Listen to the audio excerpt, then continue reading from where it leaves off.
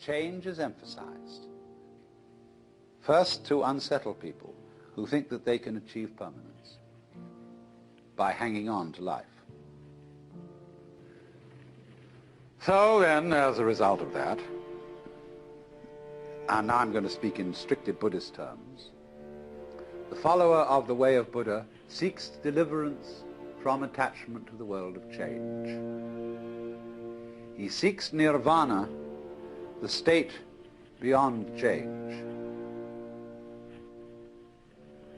But actually, the whole problem is that there really is no other problem for human beings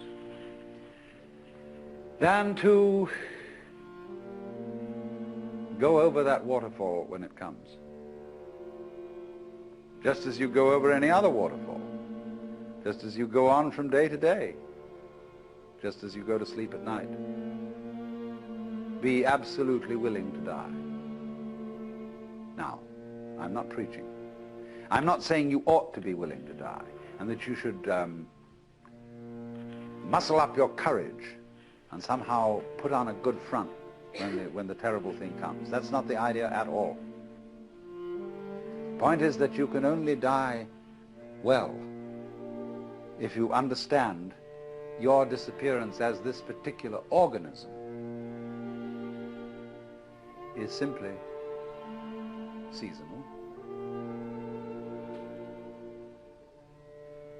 That you are just as much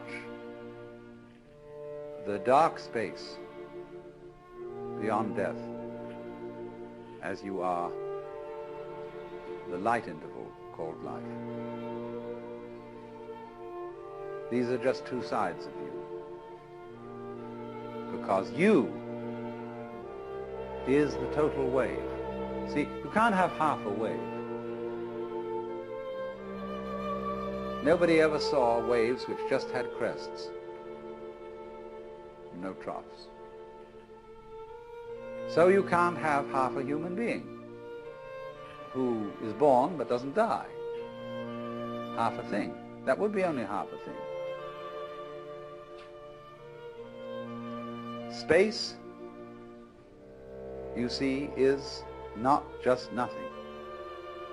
If I could magnify my hand to an enormous degree so that you could see all the molecules in it, I don't know how far apart they would be, but it seems to me they would be something like tennis balls in a very, very large space. And you'd look, when I moved my hand like this, and say, for God's sake, look at all those tennis balls. They're all going together. Crazy. And there are no strings tying them together. And space is a function of, or it's an inseparable aspect of, whatever solids are in the space. That is the clue, probably, to what we mean by gravity. We don't know. So in the same way, when those marvelous sandpipers come around here, the little ones, while they're in the air flying, they have one mind. They move all together. When they alight on the mud, they become individuals and they go pecking around for worms or something. But one click of the fingers and all those things are going zip into the air. They don't seem to have a leader because they don't follow when they turn. They all turn together and go off in another direction. Amazing. But they're like the molecules in my hand.